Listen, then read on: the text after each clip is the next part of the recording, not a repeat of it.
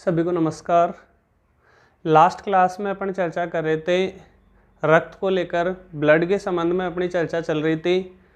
एक तो अपन ने सबसे पहले तो देखा रक्त क्या है, इसकी अपनी चर्चा कंप्लीट हो चुकी थी। उसके बाद में अपन ने चर्चा की थी रक्त का संगठन, या कह सकते हैं अपन रक्त के विभिन्न घटक। आज की क्लास में सबसे पहले अपन चर्चा करेंगे रक्त के कार्य। देखो, मैंने आपको ये भी बताया था कि एक बड़ा पर्सन भी बन सकता है।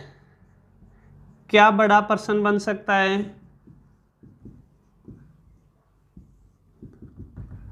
प्रश्न ये आपसे पूछा जा सकता है, रक्त क्या है? रक्त के विभिन्न घटकों का उल्लेख करते हुए रक्त के कार्य बताइए। तो रक्त क्या है, रक्त के विभिन्न घटकों का उल्लेख, ये तो अपन लास्ट क्लास में कर चुके थे। अब अपन देखेंगे रक्त के कार्य। तो अपन इसको प्रारंभ करें। सबसे पहला पॉइंट तो अपन ये कह सकते हैं, देखो हम बाहरी वातावरण से श्वसन की क्रिया में अपन ने देखा था कि हम ऑक्सीजन ग्रहण करते हैं और कार्बन डाइऑक्साइड मुक्त करते हैं। तो वातावरण से अपन ने ऑक्सीजन ग्रहण की, ऑक्सीजन वातावरण से कहाँ आ गई? अपने फेफड़ों में आ गई। अब फेफड़ों से आगे शरीर की विभिन्न कोशिकाओं तक उस ऑक्सीजन को कौन पहुंचाएगा? ये रक्त पहुंचाएगा। समझ गए बात? उन कोशिकाओं से वापस कार्बन डाइऑक्साइड को फेफड़ों तक कौन लेके आएगा? रक्त लेके आएगा। फिर फेफड़ों से वातावरण में वापस कार्बन डाइऑक्साइड क्या कर दी जाएगी? मुक्त कर दी जाएगी। तो फेफड़ों से फेफड़ों तक ऑक्सीजन का आना और फेफड़ों से वापस कार्बन डाइऑक्साइड का बाहर निकलना, यहां तक की क्रिया में तो कोई दिक्कत नहीं है। लेकिन फिर फेफड़ों से आगे का कार्य कौन करता है? ब्लड करता है, रक्त करता है। तो रक्त का पहला कार्य अपन लिख सकते हैं, रक्त ऑक्सीजन को फेफड़ों से कोशिकाओं तक पहुंचाता है, कोशिकाओं तक पहुंचाता है तथा CO2 को कोशिकाओं से फेफड़ों तक पहुंचाता है। ये रक्त का पहला कार्य अपन बता सकते हैं। मतलब फेफड़ों से शरीर की कोशिकाओं तक ऑक्सीजन पहुंचा दिया और वापस इन कोशिकाओं से कार्बन डाइऑक्साइड को कहां तक ले आया? फेफड़ों तक ले आया। अब याद करो, अपन ने कहा था कि हमारे शरीर की विभिन्न कोशिकाओं को कार्य करने के लिए ऊर्जा की आवश्यकता होती है, और यह एनर्जी अपने को कहां से मिलती है? जो भी हम भोजन ग्रहण करते हैं उस भोजन में पाए जाने वाले पोषक पदार्थों से हमें या हमारी कोशिका को क्या मिलती है? ऊर्जा मिलती है। तो वो जो पोषक पदार्थ हैं, उन पोषक पदार्थों को शरीर की विभिन्न कोशिकाओं तक भी कौन पहुंचाएगा? रक्त पहुंचाएगा। तो दूसरा अपन रक्त का कार्य लिख सकते हैं, पोषक पदार्थों को विभिन्न कोशिकाओं तक पहुंचाता है, विभिन्न कोशिकाओं तक पहुंचाता है। तीसरा अपन देखें, पोषक पदार्थ कोशिकाओं तक पहुंच गए, लेकिन कोशिकाओं द्वारा कुछ उत्सर्जी पदार्थ भी मुक्त किए जाते हैं, वेस्टेज प्रोडक्ट मुक्त किए जाते हैं जो जहरीले होते हैं, और उन उत्सर्जी पदार्थों की हमारे शरीर को कोई आवश्यकता नहीं होती। अब उन उत्सर्जी पदार्थों को हमारे शरीर के जो भी उत्सर्जी अंग होते हैं वो बाहर निकाल देंगे, लेकिन उन उत्सर्जी पदार्थों को पहले उन उत्सर्जी अंगों तक तो कोई ना कोई पहुंचाए ना, तभी तो हमारे उत्सर्जी अंग उन उत्सर्जी पदार्थों को शरीर से बाहर निकालेंगे। तो उन उत्सर्जी पदार्थों को उत्सर्जी अंगों तक पहुंचाने का कार्य भी किसके द्वारा किया जाता है? ब्लड के द्वारा किया जाता है। तो तीसरा अपन रक्त का कार्य लिख सकते हैं, उत्सर्जी पदार्थों को उत्सर्जी अंगों तक पहुंचाता है, उत्सर्जी अंगों तक पहुंचाता है।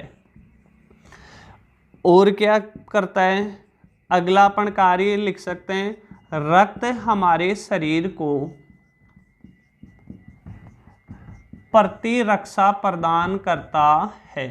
प्रतिरक्षा प्रदान करता है मतलब सुरक्षा प्रदान करता है। याद करो अपन ने रक्त कणिकाओं या रक्त कोशिकाओं को अपन ने 3 भागों में बांटा था, आरबीसी, डब्ल्यूबीसी और प्लेटलेट्स। उसमें जो डब्ल्यूबीसी वाले अपन ने पॉइंट लिखे थे, डब्ल्यूबीसी में पहला पॉइंट अपन ने ये लिखा था, डब्ल्यूबीसी जिसे ल्यूकोसाइट्स भी कहते हैं, यह हमें प्रतिरक्षा प्रदान करती है, मतलब सुरक्षा प्रदान करती है, हमें रोग प्रतिरोधक क्षमता प्रदान करती है, रोगों से लड़ने की क्षमता प्रदान करती है। तो डब्ल्यूबीसी हमें प्रतिरक्षा प्रदान कर रही है, और डब्ल्यूबीसी है किसमें, रक्त में ही तो है ना। तो अपन एक लाइन में लिख सकते हैं कि रक्त हमारे शरीर को प्रतिरक्षा प्रदान करता है। अगला अपन लिख सकते हैं, रक्त हमारे शरीर के तापमान को नियंत्रित रखता है। तापमान को नियंत्रित रखता है। देखो हमारे शरीर का जो औसत तापमान होता है वो 37 डिग्री सेंटीग्रेड होता है। अब ये तो हो नहीं सकता कि भाई हमारे शरीर का तापमान 100 डिग्री सेंटीग्रेड हो जाए, तो हम तो फिर तो पानी की तरह उबलने लग जाएंगे, और ना हमारे शरीर का तापमान 0 डिग्री पे हो सकता है, वरना अपन बर्फ की तरह जम जाएंगे। तो हमारे शरीर का एक औसत जो तापमान होता है वो कितना होता है, 37 डिग्री सेंटीग्रेड। और इस तापमान को औसत बनाए रखने का कार्य भी किसका है, ब्लड का कार्य है। एक अपन कह सकते हैं, रक्त हमारे शरीर के पीएच मान को नियंत्रित रखता है। मतलब ना तो हमारे शरीर का पीएच मान ज्यादा हो ना कम हो, ये कार्य भी किसका है, रक्त का कार्य। अब मैंने बात की थी अगर 7 से ज्यादा पीएच मान हो जाएगा तो क्षारीय प्रकृति हो जाएगी, 7 से कम होता है तो अम्लीय प्रकृति हो जाएगी। तो एक नॉर्मल हमारे शरीर का पीएच मान बना रहे, ये कार्य भी किसका है, रक्त का कार्य। तो ये हो गए रक्त के विभिन्न कार्य। अब आप इसका स्क्रीनशॉट ले लीजिए, उसके बाद में अपन रक्त की ही आगे और थोड़ी चर्चा करते हैं।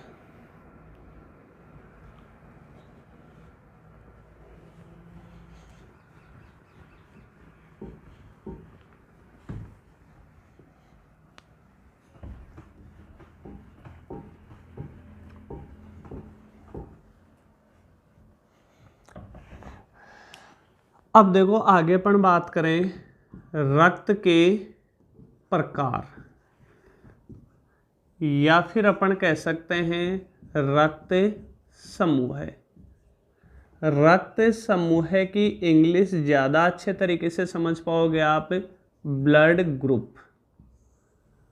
नाम सुना होगा, एक दूसरे से अपन कई बार चर्चा भी करते हैं कि तेरा ब्लड ग्रुप कौन सा है, तेरा ब्लड ग्रुप कौन सा है, मेरा ब्लड ग्रुप कौन सा है। तो ब्लड ग्रुप का निर्धारण कैसे होता है और ब्लड ग्रुप कितने प्रकार के होते हैं, इन सब की अपन चर्चा करते हैं। अब पहले बात तो ये थोड़ा सा कंसेप्ट है वो आप ढंग से समझ जाना, उसके बाद में ब्लड ग्रुप समझना बहुत आसान है। हमारे शरीर में आरबीसी पाई जाती है, ये सबको पता है। रक्त में 3 प्रकार की कोशिकाओं की अपन ने चर्चा की थी, आरबीसी, डब्ल्यूबीसी और बिंबाणु। मतलब लाल रक्त कोशिकाएं, वाइट ब्लड सेल्स मतलब श्वेत रक्त कोशिकाएं, और बिंबाणु मतलब प्लेटलेट्स, इन तीनों की चर्चा की थी। तो ये तो अपने को पता है कि हमारे शरीर में आरबीसी पाई जाती है, लाल रक्त कणिका कह दो चाहे लाल रक्त कोशिका कह दो, एक ही बात है। अब इस आरबीसी की सतह पर कुछ प्रतिजन पाए जाते हैं, प्रतिजन मतलब एंटीजन पाए जाते हैं।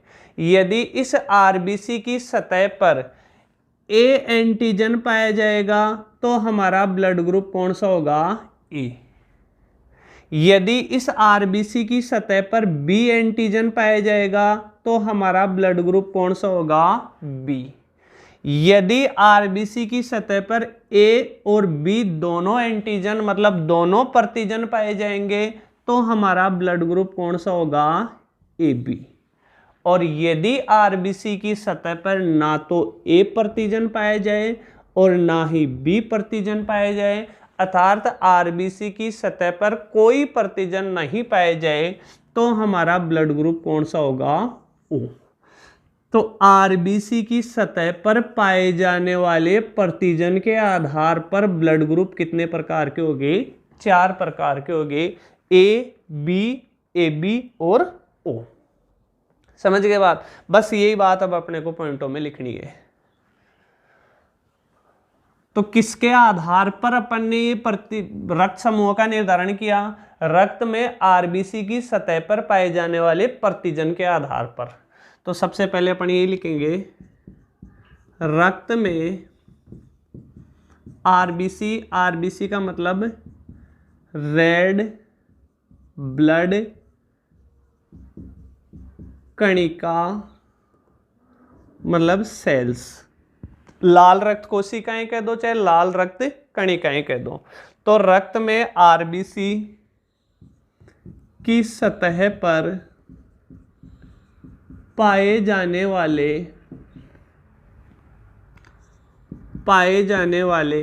क्या पाए जाते हैं? एंटीजन या प्रतिजन के आधार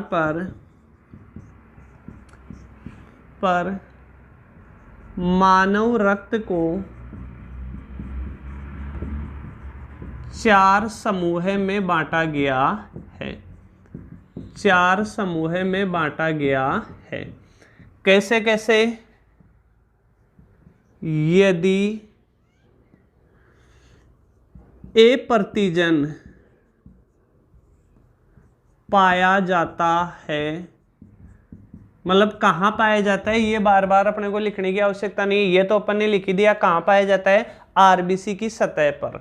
तो यदि ए प्रतिजन पाया जाता है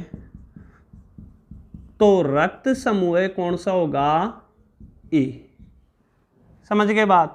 दूसरा बिंदु लिखे अपन, यदि बी प्रतिजन पाया जाता है तो रक्त समूह कौन सा होगा? बी। पूरा लिख लेना आप, ऐसे डैश डैश करके मत छोड़ना, वरना एग्जामिनर कॉपी चेक करने वाला भी डैश डैश करके ही छोड़ देगा। समझ रहे हो बात? फिर अपन बात करें, यदि ए व बी दोनों प्रतिजन पाए जाते हैं तो रक्त समूह कौन सा होगा? तो रक्त समूह होगा कौन सा? A B. और चौथी अपन ने बात की थी, यदि कोई प्रतिजन, अब कोई प्रतिजन का मतलब ए व बी दोनों प्रतिजन अनुपस्थित हैं। अपन सिंपल यही लिख देते हैं, यदि ए व बी दोनों प्रतिजन अनुपस्थित हैं। यदि ए व बी दोनों प्रतिजन अनुपस्थित हैं तो रक्त समूह कौन सा होगा? ओ। समझ गए बात? तो ये ब्लड ग्रुप के 4 प्रकार हो गए, 4 समूह हो गए, या 4 प्रकार का, दो एक ही बात है। इसके अलावा थोड़ा सा और ध्यान देना। फिर अपन नीचे इसके अलावा कुछ लिख देता हूं, फिर समझा दूंगा। यदि आरबीसी की सतह पर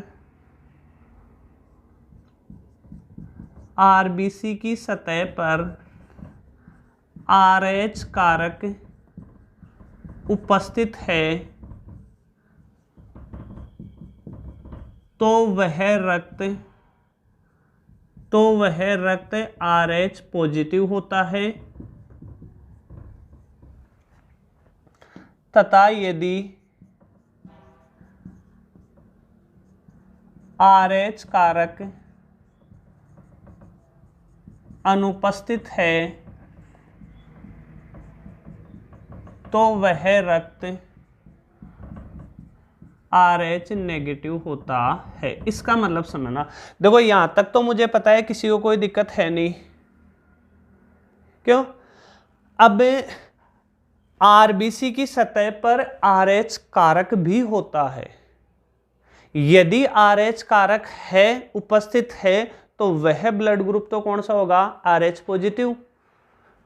उपस्थित है तो वह रक्त तो कौन सा होगा, आरएच प्लस। आरएच प्लस का मतलब आरएच पॉजिटिव। और यदि आरएच कारक अनुपस्थित है तो वह रक्त कौन सा होगा, आरएच नेगेटिव।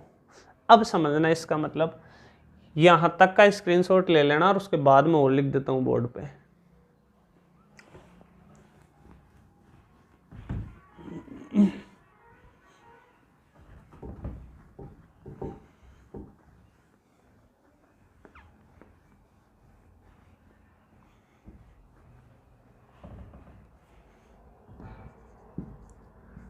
इस आधार पर रक्त समूह निम्न प्रकार का होता है, निम्न प्रकार के होते हैं। अब समझना, ये तो अपन लिख लेंगे, ये किसी व्यक्ति के रक्त की आरबीसी है और इस आरबीसी पर ए एंटीजन है। तो बताओ ब्लड ग्रुप कौन सा हुआ उस व्यक्ति का, ए। यदि इसकी आरबीसी की सतह पर बी एंटीजन है तो ब्लड ग्रुप कौन सा हुआ, बी। समझ गए बात। यदि इस व्यक्ति के ब्लड में आरबीसी की सतह पर ए एंटीजन बी एंटीजन दोनों उपस्थित हैं तो इसका ब्लड ग्रुप हुआ ए बी। यदि किसी व्यक्ति के रक्त की आरबीसी की सतह पर कोई एंटीजन नहीं है, ना तो ए है ना बी है, तो उस व्यक्ति का ब्लड ग्रुप कौन सा हुआ, ओ। यहां तक अपने कोई दिक्कत नहीं थी। लेकिन फिर अपन ने सुन रखा होगा, अपन किसी से पूछते हैं कि ब्लड ग्रुप कौन सा है, तो कोई तो कहता है ए पॉजिटिव और कोई कहता है ए नेगेटिव, कोई कहता है बी पॉजिटिव और कोई कहता है बी नेगेटिव। तो जब भी अपन लेबोरेटरी में अपने ब्लड की जांच करवाते हैं तो सबसे पहले तो जांच में अपने ब्लड में ये देखा जाता है कि आरबीसी की सतह पर कौन सा प्रतिजन उपस्थित है या कोई सा प्रतिजन उपस्थित नहीं है। इसके आधार पर अपने ब्लड ग्रुप का डिसीजन होता है, निर्धारण होता है। फिर देखा जाता है कि आरबीसी की सतह पर आरएच कारक है या नहीं। यदि अब इसमें इसी आरबीसी की सतह पर आरएच कारक है तब तो ए पॉजिटिव होगा, ब्लड ग्रुप कौन सा होगा, ए पॉजिटिव। और यदि ये आरएच कारक अनुपस्थित है, मतलब आरएच कारक नहीं है, तो ब्लड ग्रुप कौन सा होगा, ए नेगेटिव। फिर बी वाले में भी देखा जाता है कि आरएच कारक है यहां तब बी पॉजिटिव, और अगर आरएच कारक नहीं है तो बी नेगेटिव। फिर इसमें देखा जाता है यदि आरएच कारक है तो ए बी पॉजिटिव, आरएच कारक नहीं है तो ए बी नेगेटिव। फिर इसमें देखा जाता है कि आरएच कारक है तो ओ पॉजिटिव, और अगर आरएच कारक नहीं है तो ओ नेगेटिव। तो इस आधार पर रक्त समूह कौन कौन से हो गए, A positive, A negative, B positive, B negative, A B positive, A B negative, O positive, O negative. तो अब इन आधारों पे अपन किसी से भी पूछ सकते हैं, और ब्लड ग्रुप अगर कोई अपने को बताएगा तो इन 8 में से ही कोई सा बताएगा, इसके अलावा कोई ब्लड का ग्रुप नहीं आता। तो निम्न प्रकार के होते हैं A positive, A negative, B positive, B negative, A B positive, A B negative, O positive और ओ नेगेटिव। समझ गए बात। ये हो गया अपना क्या, ब्लड ग्रुप या रक्त समूह।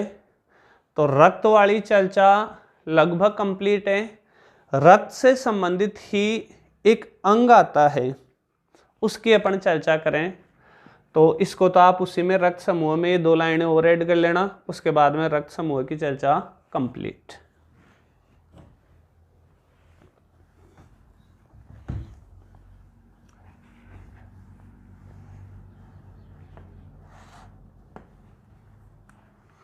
एक नोट लगा के एक लाइन लिखना, रक्त परिसंचरण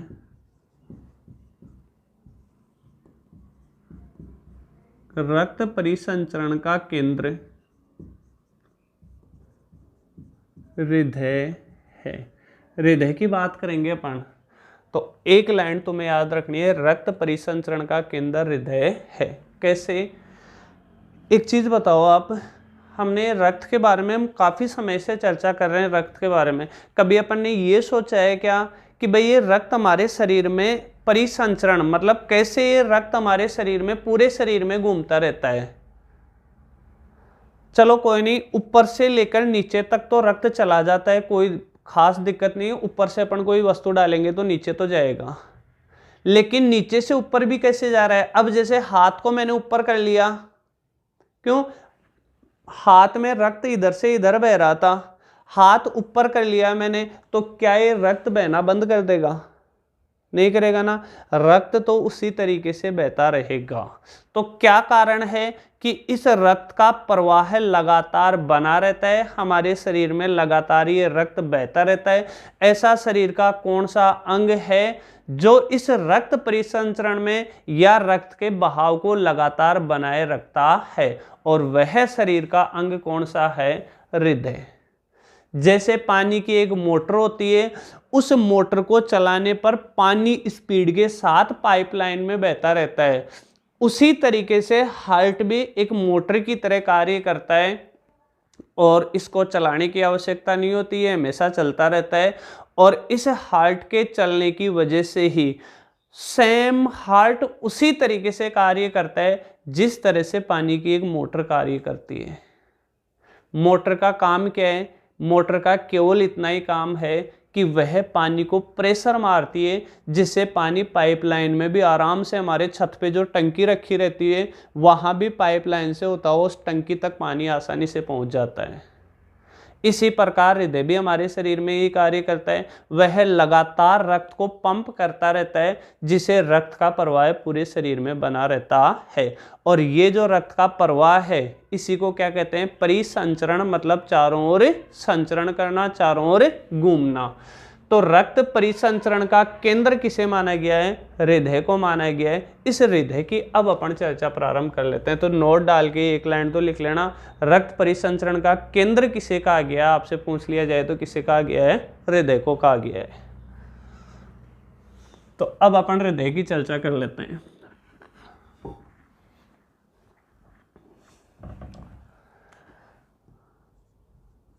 हृदय, हार्ट। पहली बात तो ये ध्यान रखोगे कि ये जो हार्ट है, हृदय है, जिसे अपन सामान्य भाषा में दिल भी कहते हैं, ये किसी को देने के लिए नहीं बना, क्योंकि अगर किसी को दे देंगे उस दिन समझ लेना अपनी मौत निश्चित है। तो ये शरीर का बहुत महत्वपूर्ण अंग है, तो ये खुद अपने पास रखना। इसकी अपन चर्चा करें तो पहले तो कुछ बेसिक बातें इसके बारे में लिख लेते हैं। यह है पेशियों से बना खोखला व बंद मुट्ठी के आकार का लाल रंग का एक अंग है। कुछ ये सामान्य सी बातें अपन ने इसमें लिखी हैं हृदय के बारे में। पेशियों से बना होता है, मसल से बना होता है, खोखला होता है। एक अपन मुट्ठी बंद करके देखें तो लगभग ये आकृति होती है किसकी? हृदय की।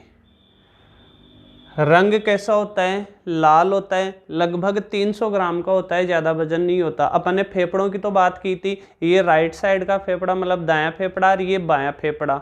ये जो फेफड़े होते हैं इसमें से जो ये लेफ्ट साइड वाला जो फेफड़ा आता है, इसके यहाँ थोड़ी सी जगह आती है, क्योंकि मैंने आपको ये भी कहा था कि राइट साइड का फेफड़ा थोड़ा बड़ा आता है, लेफ्ट साइड का फेफड़ा थोड़ा सा छोटा आता है। थोड़ा छोटा क्यों आता है? क्योंकि उसके पास में हृदय या हार्ट स्थित होता है, तो हृदय को अपने रहने के लिए एक जगह मिल जाए, इस कारण भगवान ने इस वाले फेफड़े को थोड़ा सा छोटा बनाया है। समझ गए बात? तो ये अपन ने हृदय के बारे में कहाँ स्थित होता है, क्या होता है। फिर अपन इसके बारे में बात करें। मानव हृदय दोहरी भित्ति के झिल्ली नुमा आवरण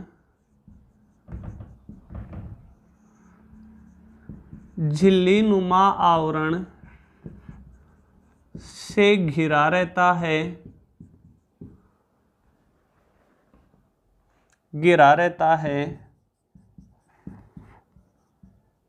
जिसे हृदय आवरण कहते हैं।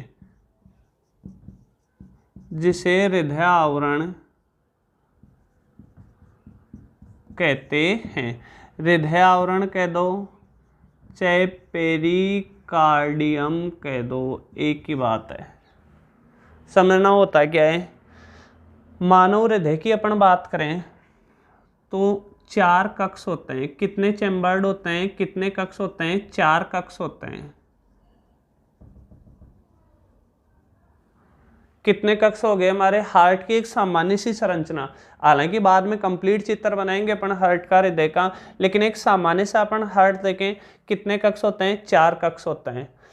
अब ये जो हृदय होता है, इसकी जो बाहरी जो दीवार होती है, भित्ति कह दो चाहे दीवार कह दो, इस पर आवरण होता है 2 लेयर का, मतलब 2 परत होती है। बाहर की जो दीवारें हैं इसकी कितनी परत होती हैं? 2 परत होते हैं, एकदम पतली पतली। झिल्ली नुमा आवरण जो होता है एकदम पतला होता है। तो यही मैंने लिखा है, मानव हृदय दोहरी भित्ति के झिल्ली नुमा आवरण से घिरा रहता है, जिसे क्या कहते हैं? हृदय आवरण कहते हैं। मतलब इस आवरण को, इस दीवारों वाले आवरण को क्या कहते हैं? हृदय आवरण या पेरिकार्डियम कहते हैं।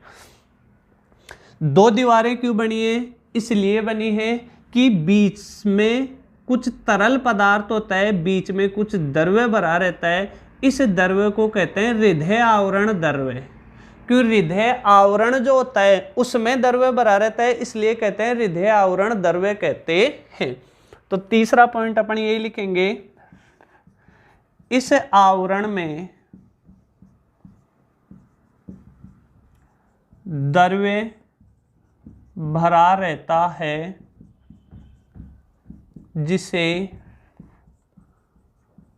हृदय आवरण द्रव्य या कह सकते हैं पेरिकार्डियम फ्लूइड कहते हैं। देखो क्यों भरा रहता है ये द्रव्य? हमारा हार्ट है, हालांकि सुरक्षा के लिए ऊपर कंकाल भी है। क्यों? तो बाहर से फिर भी अगर कोई चोट लगे, इस कंकाल का भी दबाव लगे, तो हमारा हृदय तो बहुत ही महत्वपूर्ण अंग है हमारे लिए। कम से कम वो तो बहुत अच्छे तरीके से सुरक्षा होनी चाहिए ना उसकी। तो इस हृदय की सुरक्षा रख सके, बाहर का कोई धक्का लगे तो हृदय को कोई नुकसान ना पहुंचे, इसके लिए ये जो हृदय की दीवारें होती हैं, इन जो जिसे अपन ने हृदय का आवरण कहा है, इस हृदय आवरण में द्रव्य भरा रहता है। ये द्रव्य क्यों भरा रहता है? एक लाइन में आपको ध्यान रखना है, ताकि बाहरी आघातों से या बाहर की चोटों से हृदय की सुरक्षा हो सके। तो जिसे हृदय आवरण द्रव्य कहते हैं, यह बाहरी आघातों से हृदय की सुरक्षा करता है। बाहरी आघातों से हृदय की सुरक्षा करता है। ये देखो, हृदय में एक एक लाइन के कुछ क्वेश्चन आपसे पूछे जा सकते हैं। हृदय का रंग कैसा होता है? लाल रंग। हृदय का आकार कैसा होता है? एक बंद मुट्ठी के आकार का होता है। आपसे पूछ लिया जाए हृदय आवरण किसे कहते हैं, हृदय आवरण किसे कहते हैं, तो आप बता देना हृदय दोहरी भित्ति के झिल्ली नुमा आवरण से घिरा रहता है, जिसे हृदय आवरण कहते हैं। आपसे पूछ लिया जाए हृदय आवरण द्रव्य क्या होता है, तो आप बता देना कि हृदय आवरण में जो द्रव्य भरा होता है उसे हृदय आवरण द्रव्य कहते हैं। और एक बहुत अच्छा प्रश्न ये बनता है कि हृदय आवरण द्रव्य का क्या कार्य है। तो हृदय आवरण द्रव्य का क्या कार्य है? हमारे हृदय की बाहरी आघातों से सुरक्षा करना। बाहरी आघातों से हृदय की सुरक्षा करता है। फिर अपन एक पॉइंट और लिखते हैं हृदय में कि हृदय के कितने कक्ष होते हैं? 4 कक्ष होते हैं। ऊपर वाले दोनों कक्ष कहलाते हैं आलिंद और नीचे वाले दो कक्ष कहलाते हैं निलय। ये अपन लिख लेते हैं, तो इसका स्क्रीनशॉट ले लो। इसी में फिर अपन चौथा पॉइंट लिखेंगे। अब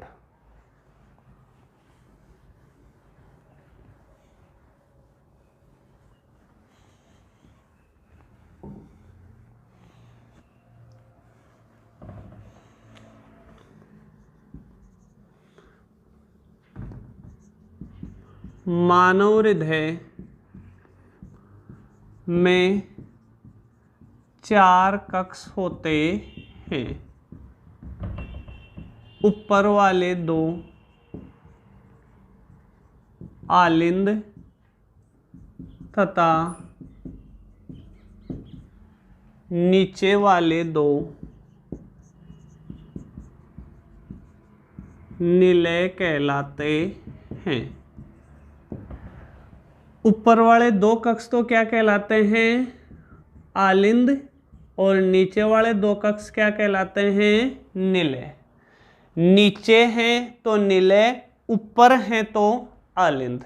कंफ्यूज मत होना, ऊपर हैं तो आलिंद होंगे, नीचे हैं तो निलय होंगे। अब इधर वाला तो हो गया राइट साइड है, ये इधर दाहिनी तरफ है, तो ये तो हो गया दायां आलिंद और ये हो गया दायां निलय। ये लेफ्ट साइड है, बाईं तरफ है, तो ये हो गया बायां आलिंद और ये बायां निलय। तो 4 कक्ष या 4 चैम्बर्ड कौन कौन से हो गए? ये 4 कक्ष हैं, तो लिख देना दायां आलिंद व दायां निलय। और कौन सा हो गया? बायां आलिंद व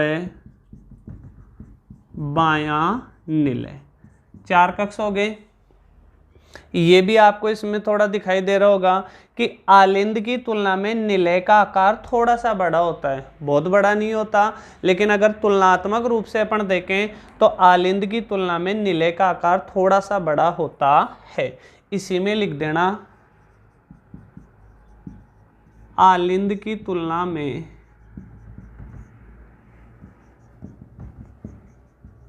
निलय का आकार थोड़ा बड़ा होता है।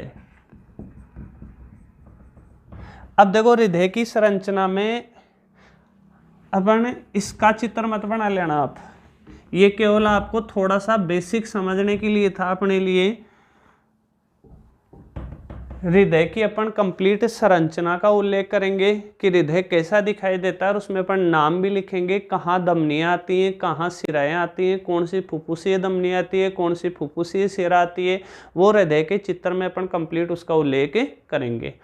और हृदय में किस प्रकार से अशुद्ध ब्लड आता है, हृदय उसे शुद्ध करता है और शुद्ध करने के बाद वापस ब्लड को अपने शरीर के विभिन्न अंगों में या विभिन्न कोशिकाओं में सप्लाई करवा देता है।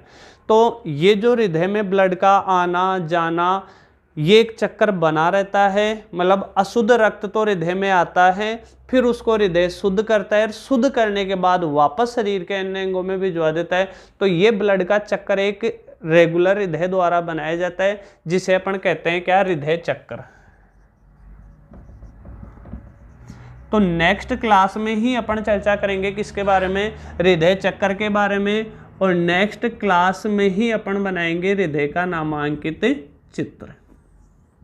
तो ये चर्चा करते हैं अपन अपनी अगली क्लास में। तब तक आपको जो भी बेसिक चीज़ें हृदय के बारे में बताई गई हैं, आप उनको ढंग से पढ़ लेना एक बार।